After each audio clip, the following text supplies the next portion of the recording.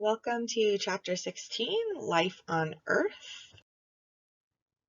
At the end of this lecture, you should know about the history of life on Earth and what it was like millions of years ago, as well as understand what factors contributed to the distribution of species on Earth, and explain how organisms on Earth are placed and classified into categories. So how old is Earth? We sometimes hear lots of different theories on this, but for the most part, we believe Earth to be around 4.5 billion years old. How do we know this? Well, there's a few different ways, right? But mostly you're looking for different rocks or sediment that you can date back to this time period. And we have found rocks on Earth in Canada that are about 4 billion years old. We found some crystals in Australia that are about 4.4 billion years old. But the way that we actually estimated the age of Earth was from rocks that were collected from the Apollo missions. So we're collecting moon rocks essentially, and that's how we're estimating the age of Earth. And these rocks we have are at about 4.5 billion years old. We can use these moon rocks because we know that all of the planets were formed at roughly the same time. So if we're getting rocks from the moon that are about 4.5 billion years old, we know that Earth must be around that time period as well. Possibly give or take a couple million years, which in the grand scheme of 4.5 billion years isn't really that much, even though it seems pretty significant to us. Okay. So last lecture we talked about fossils, and we talked about a couple different ways that you can actually date them, right? So one of them was relative dating, which is just essentially looking for how old the rocks and sediment are that are surrounding the fossils. And the other one was radiometric dating. So if you remember radiometric dating, it's essentially using the amount of radioactivity that's present in a rock, and then you use that as a geologic clock.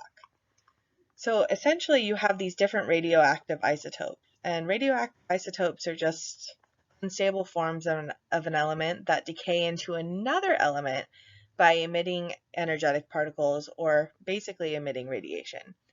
So what happens is these different radioactive elements decay at different rates, and because they decay at a known and a constant rate, we can use those to determine the age of materials in which they're found.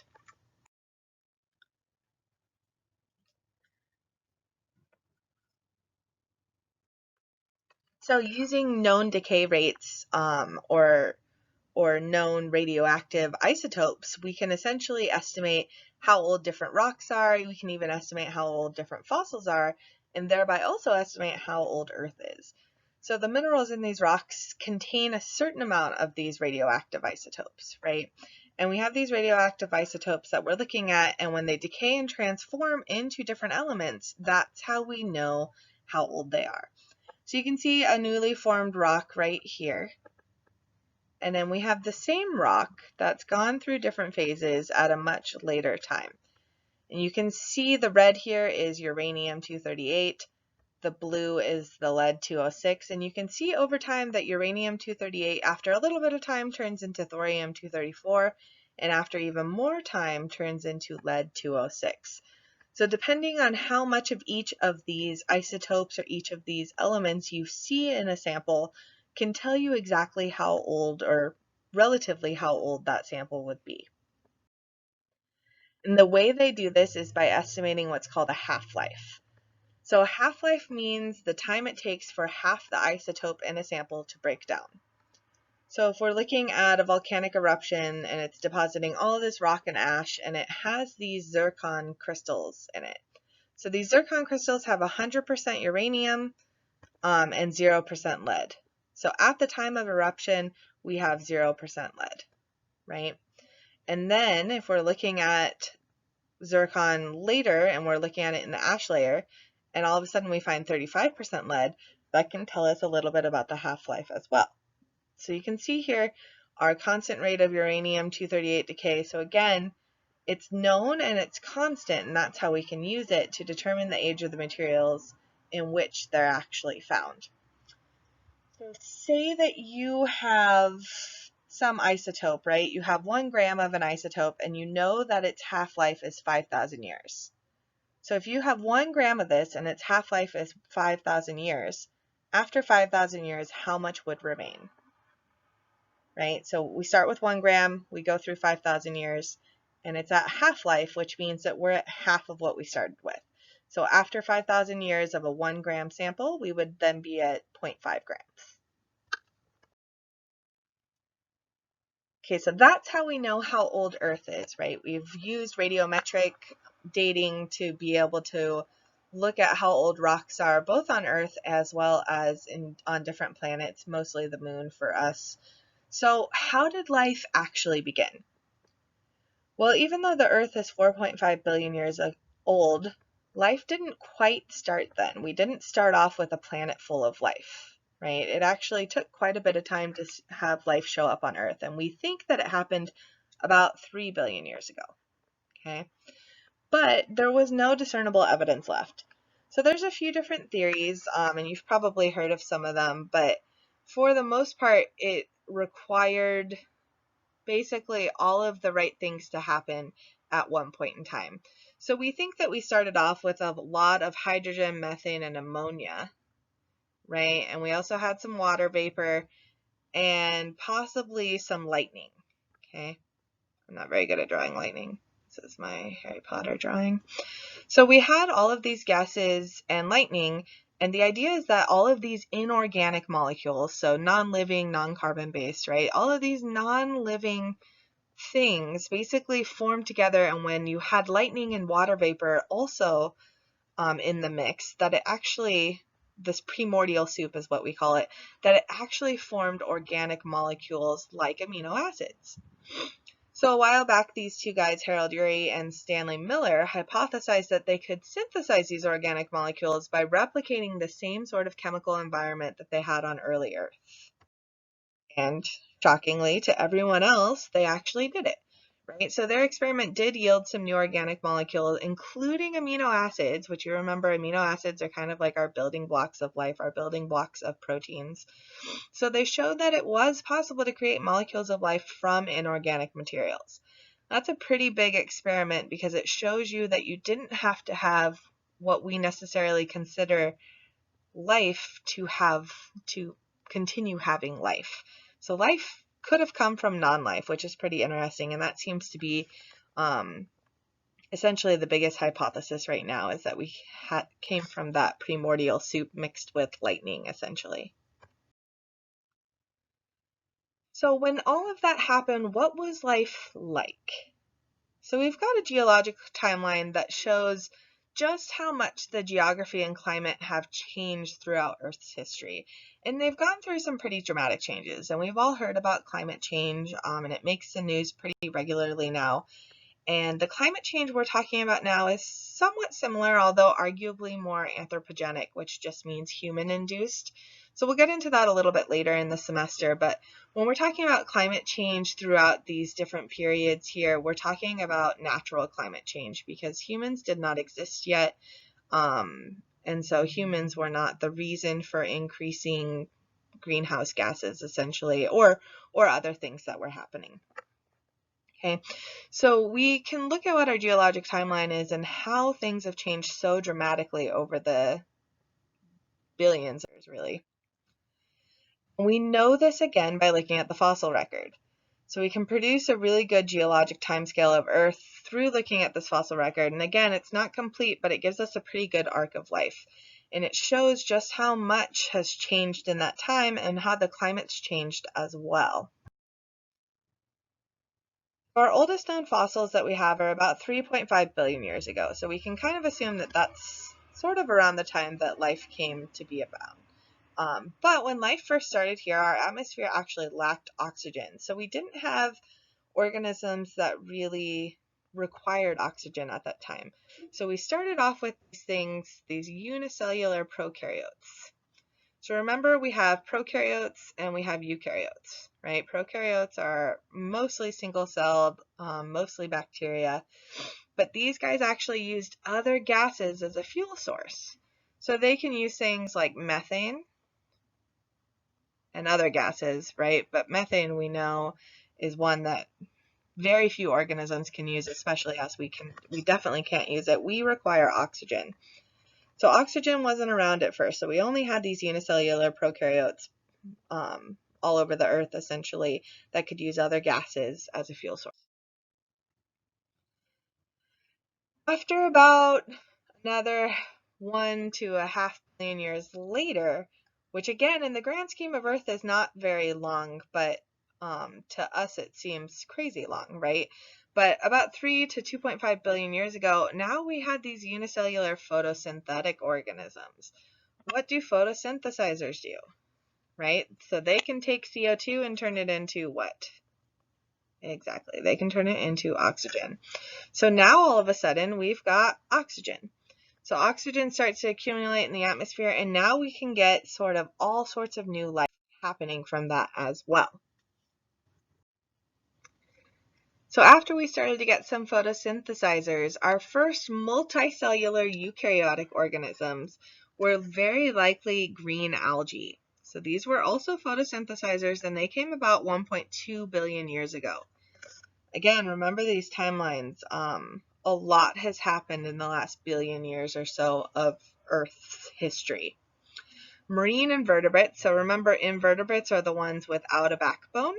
These guys arrived about 600 million years ago. Okay. And then we had what's called the Cambrian explosion. I don't know if you've heard of this before, but Cambrian explosion resulted in exactly kind of what it sounds like, this really, really diverse animal world. And we had lots of land being colonized by primitive plants as well. And that was about 450 million years ago. Okay, so again, quite the timeline that we're looking at. Okay, so when we're looking at this timeline, you can see the different time periods we have here, and you can kind of see what life was like as far as life in water and life on land. So again, remember, we started off in water and we didn't have any oxygen on land. So we really didn't have anything until we started to get into this time period close to the Silurian, and that's when we started kind of coming onto land as well. But before that, we were pretty much just in the water. Okay. Our first mass extinction actually happened between the Ordovician and Silurian phases. And we had two peak dying times separated by hundreds and thousands of years. So when we think of extinctions, I think sometimes we think that it happens really, really quickly. Extinctions don't necessarily happen very quickly. This has happened over a really large time period, but think about even a few 100,000 years. That's not a very big time period in terms of the history of Earth. So it is quick when you're looking at the complete history, but when we're thinking of regular lifespans, including human lifespans, it is not necessarily a quick thing that's happening. Right? So that's why it seems so significant when we're talking about extinctions that we can see in our time period, in our lifetime, because that means that those extinctions are happening relatively quickly compared to how they happened historically, which took place over hundreds and hundreds of thousands of years. So between the Ordovician and Silurian, we mostly saw a die-out of these sea creatures. And so you can see we're moving on from the sea onto land a little bit more heavily. About 85% of those sea creatures were wiped out. Okay, our second mass extinction comes in the late Devonian. The Devonian was also known as our age of fishes. So we still, even though we wiped out about 85% of species, we still have quite a few that are in the water still and not too much on land, although we're starting to diversify a little bit and getting some more invertebrates. Devonian is still known as the age of fishes. So in the late Devonian, we have our second mass extinction where we wiped out about 75% of the species. And for most of these mass extinctions, we have very similar sort of events. So for this one, we did have some impact events through comets or meteors, at least we think so, as well as a combination of climate change and some new plant growth. So we're starting to move on to land a little bit more so even now. The third mass extinction is known as the Permian extinction. This is also known as the Great Dying.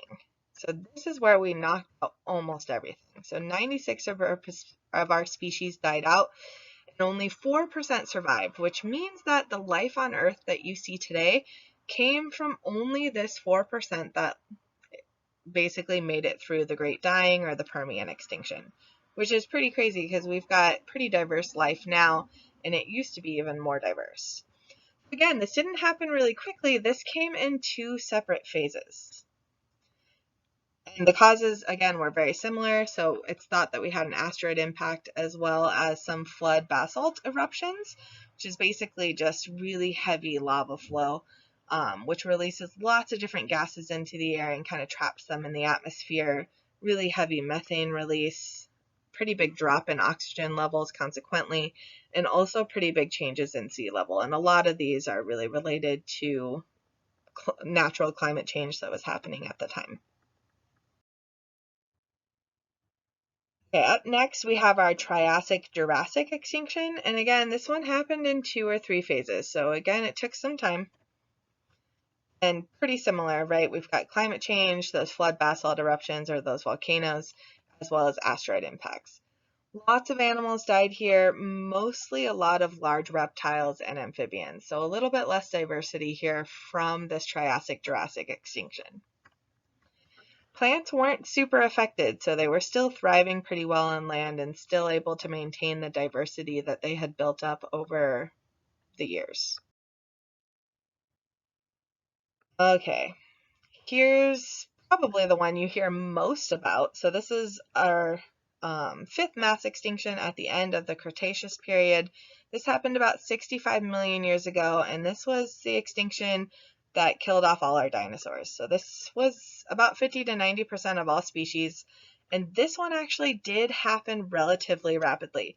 Still not as rapidly as what you might think or as rapidly as we think of today, but again, we had some volcanoes erupting, we had some natural climate change happening, but we also had this really big asteroid impact that we can see on the Yucatan Peninsula. I think it was about 6 miles wide once we found this crater, and the extinctions didn't necessarily come from that direct impact, right? You didn't knock out 50 to 90% of species with a 6-mile wide asteroid. But what did happen was when this happened, it sent all sorts of soot and different gases up into the air that essentially just blocked out the sun. And if you're blocking out the sun, you're not able to photosynthesize, you have less oxygen, you're creating all sorts of other gases as well. And it was this that actually ended up leading to the mass extinction, which is why you saw it happen relatively rapidly. Because if this was happening for, let's say, a year, right? If the sun's blocked out for a year, you can do quite a bit of damage blocking the sun for only 1 year. So this was relatively rapid compared to the other ones, and this was probably, I think they think this was probably like the last straw of this mass extinction at the end of the Cretaceous. So you have heard we have had 5 mass extinctions, and a lot of people argue that we are essentially in the middle of a 6th mass extinction. So when we had, oh, I can't go back. Sorry, guys. I was going to go back to the last one. So when we had our Cretaceous extinction, we had all of those animals die out, and then we had what's called adaptive radiation, basically. And adaptive radiation is just essentially the idea that you have a spreading out and diversification of organisms when they can colonize a new habitat. So when you had all these dinosaurs die out, the mammals that did survive were able to what's called adaptively radiate, and they also had punctuated equilibrium. So essentially they could now take over because they didn't have as much competition for other resources and everything, and that's when you start getting into more of the mammals here, and then we still have lots of large mammals that are becoming extinct a little bit later in time, but you're starting to see early forms of humans, and then we're getting to today where we have our modern day humans. Okay. So some think we're in the middle of a 6th mass extinction. We don't quite know, and we're really not going to know until the very end of it, if we're even around to know if it's there. They do think that many people think that we're in the middle of one and that humans are the cause for it. We do have many animals that are rapidly disappearing, and you're seeing it with animals that haven't necessarily been on Earth very long or have more recently evolved. So that's how we know that it's happening at a really rapid rate, because we're able to see it and we know how long these animals have been around. The oceans are changing pretty dramatically and pretty quickly. The fact that you can see it even within a 30 or 40-year lifespan is pretty drastic, especially when we consider that some of those other mass extinctions took hundreds of thousands of years. This is why we think that climate change is probably a little bit more, sorry guys, I have the worst writing on here, anthropogenic. Okay. Does that look like a kindergartner? So anthropogenic just means that it's human induced. And again, we'll talk a little bit more about it later in the semester, but this is one of the reasons why we think that humans are the cause of this possible sixth mass extinction and accelerated climate change. Okay, so when we had these massive extinctions, we did still have survivors, right? Even in our great dying, we still had 4% survive, and when they did survive, they spread out and diversified, and then they colonized these newly open habitats. So that's what adaptive radiation is, and that's kind of similar. When the dinosaurs died out, we had those mammals that were able to diversify and colonize, and it's just basically spreading these guys around because they can now colonize a new habitat. Okay, so that space is opened up and you have a lot less competition for resources as well. So when that pattern of extinction is followed by adaptive radiation, we can see it in the fossil record, right? So we can see different species that essentially went extinct that no longer exist, and then we see new species being formed, okay? Or maybe more of a new species. And this is what we refer to as punctuated equilibrium. So these are our periodic bursts of species change as a result of sudden environmental change. Okay, so this is happening essentially as a result of this sudden environmental change and adaptive radiation. Okay, so why are there no penguins at the North Pole and no polar bears at the South? This might seem like a fairly straightforward question because we know that there's no polar bears at the South Pole and no penguins in the North Pole, but why? Because they are pretty similar places, right? So you would think that either one of these could really live in the other place, but the way that these organisms are distributed really reflects their evolutionary history. And we know this through studying what's called biogeography. So biogeography is basically looking at how organisms are distributed in geographical space. And part of the study of biogeography is really understanding plate tectonics. So you've probably heard of plate tectonics, and you've heard of maybe Pangea, and the different way that Earth used to look, right? Earth used to look much different, and our continental plates are still moving to this day, although they don't move very much, and you won't see them arguably move too much in terms of a really fast movement in our lifespan, essentially. But plate tectonics is just the continental plates moving. It's the movement of Earth's upper mantle and crust, and it largely influences the geographical distribution of land masses as well as different organisms. So our polar bears are up here at the North Pole with Santa, right? And these guys came from brown bears. So they broke off about 150,000 years ago as they migrated a little bit further north when these ice sheets, and then they developed different adaptations that essentially allowed them to survive in the Arctic.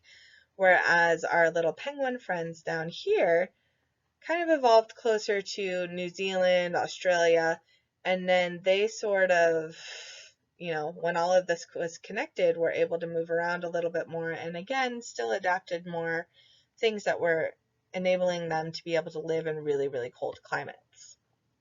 So that's why we don't see them in different places. And now they're so well adapted to these cold climates, they couldn't possibly go one way or the other because they can't cross the equator here where it's nice and warm right in the center.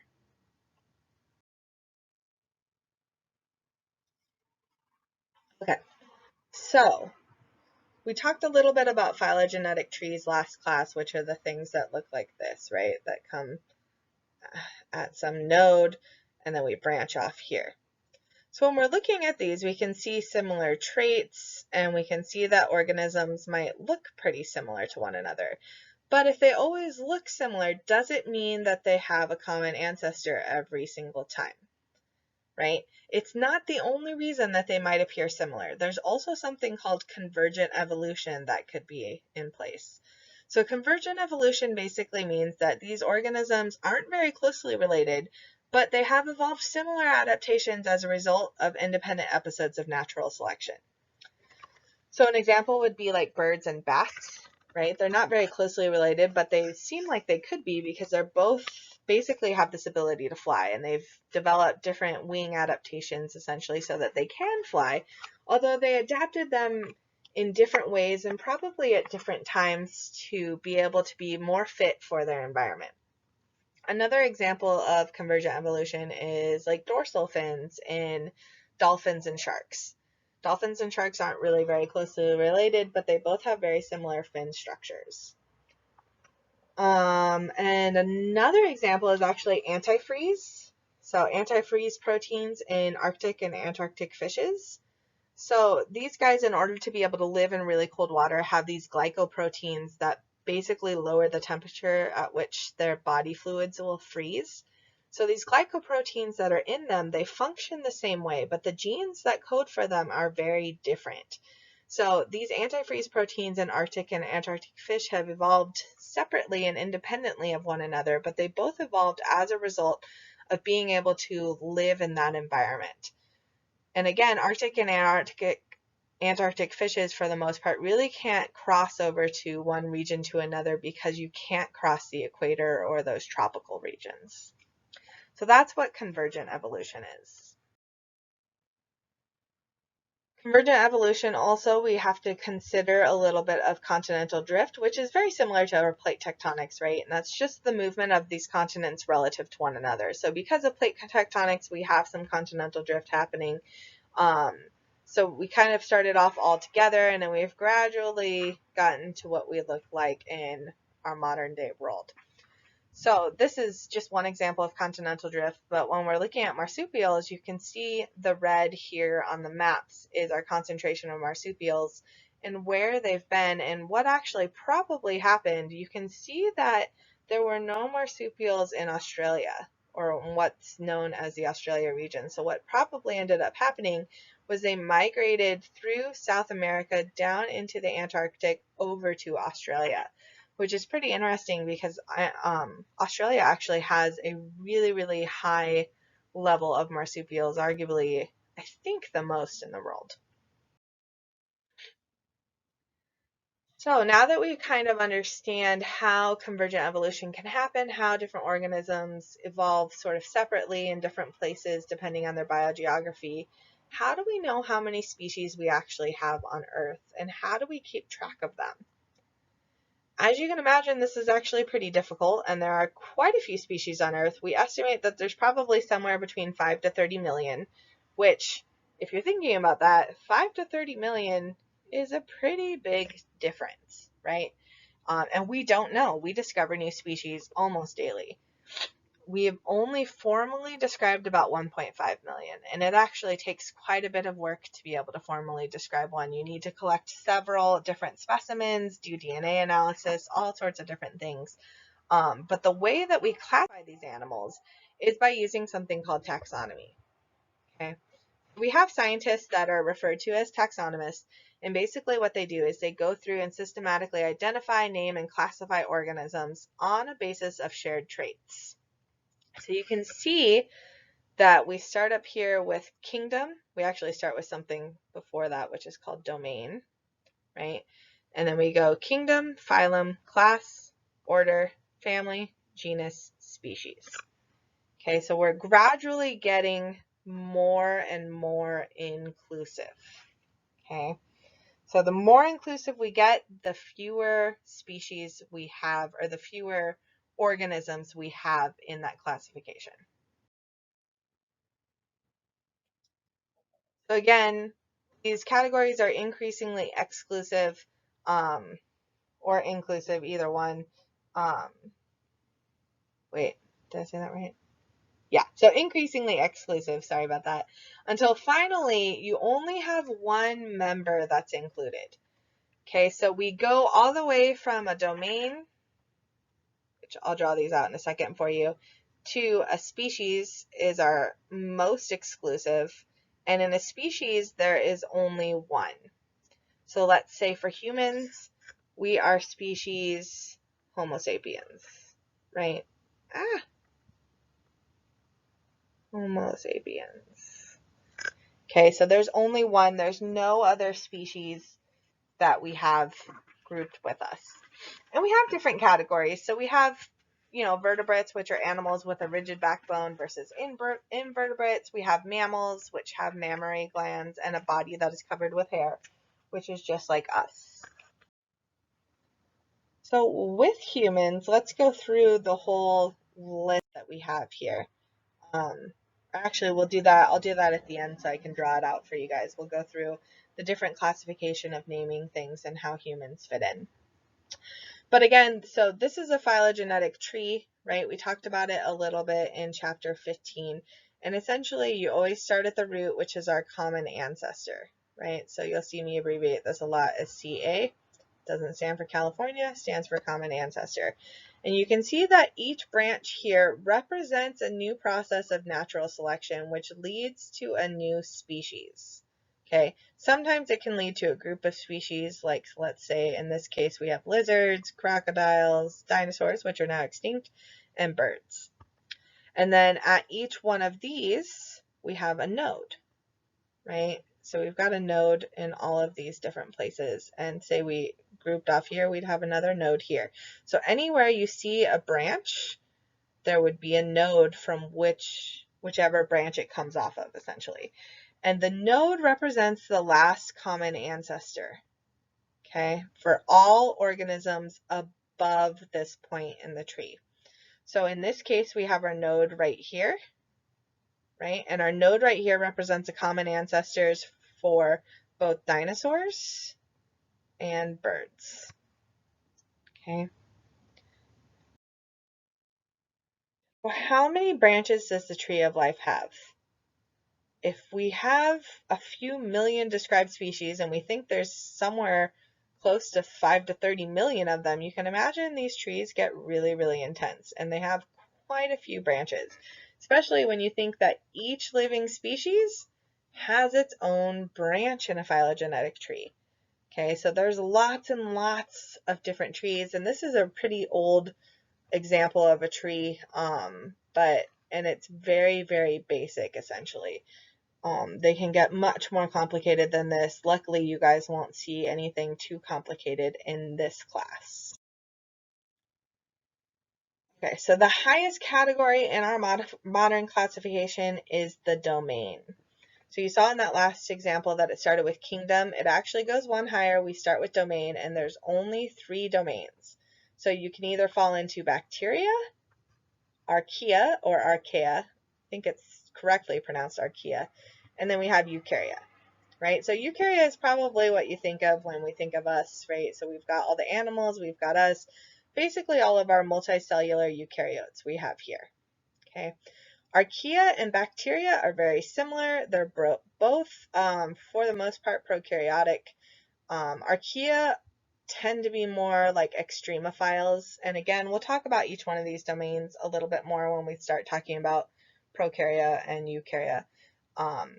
But just so you know, we've got 3 different domains, and that's the very highest level of classification.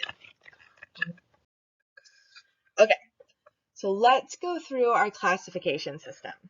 So we start with D, domain. So the easiest way, and there's so many different ways to remember this, the way I remember it is Dear King Philip came over for good soup. So we have Dear King Philip, came over for good soup. Okay, so domain, we start with domain. And again, there's only 3 of these. Okay, so say for humans, what domain are humans in? Right? So humans are in eukarya, that's our domain. And then we're within a supergroup as well, which you don't really need to worry about. But then we go into kingdom. And there's a few different kingdoms. We lie in the kingdom Animalia. Not super important. You mostly just need to know domain, kingdom. You will need to know the 3 domains though. Okay, from kingdom we go into phylum, which for humans we're in a phylum known as chordata, which basically means that we have a backbone. Okay, or it includes vertebrates that have backbones. It means that we have a chordate, which is kind of like a backbone. Okay, backbone. From phylum, we then go to class. Okay, and what class are we? Oh, duh, we're in Mammalia. Okay, so we are mammals. We are in the class Mammalia. And then we then go to order. You know what order we are? We are actually in the order primates, right? So we're pretty closely related to our little chimp friends. Then, which includes monkeys, apes, lemurs, basically. And then we go to family. Okay. Family always ends with ed or ed. That's how you pronounce it. So we are in the family Hominidae or Hominidae. I think Hominidae is the correct way to pronounce it, but you'll hear me and quite a few others say Hominidae quite often. So family, and then we go to genus, right? Which, what's our genus name? Our genus name is actually included in our scientific name. So when we say a scientific name, it includes both our genus and our species. So if you know our scientific name, we are Homo, which is our genus. And then, I almost wrote species, sapien. And this is our species. Okay. So Homo sapiens is our scientific name. And again, it's a combination of genus and species. Homo sapien meaning wise human, essentially. So this is the order that you need to know. We go, oops, sorry, dear King, oh my goodness, Philip came over for good soup. You can remember it however you want. I know there's lots of different ways. That's the one I was first taught, and that's the way I always remember it. You will need to know this, and you'll need to know how they get basically more and more exclusive. So we start off really inclusive up here, right? Because I know I kind of said this a little bit backwards earlier. So we start off really inclusive up here. We include all sorts of different things. At domain level, we have everything included, right? Every sort of species that has ever lived, ever been categorized is included in domain level. And then as we go down, we get more and more exclusive. Okay. So we end eventually with species which only has one. So we go from everything on Earth down to just one. Okay. So that's our modern classification system. That's how we classify all living organisms, all different species. They all have to go through this and many, many other things in order to be actually categorized and classified into a new species. So you can imagine how much work goes into it. But if you want to categorize and classify a new species, go for it. There are tons out there, and most of the new species we're discovering, for the most part, probably fall into the prokaryotes or into archaea or bacteria for the most part, because those are the ones that are even harder to identify and classify. But that is it for chapter 16. Please make sure that you study these phylogenetic trees as well as learning these classification systems.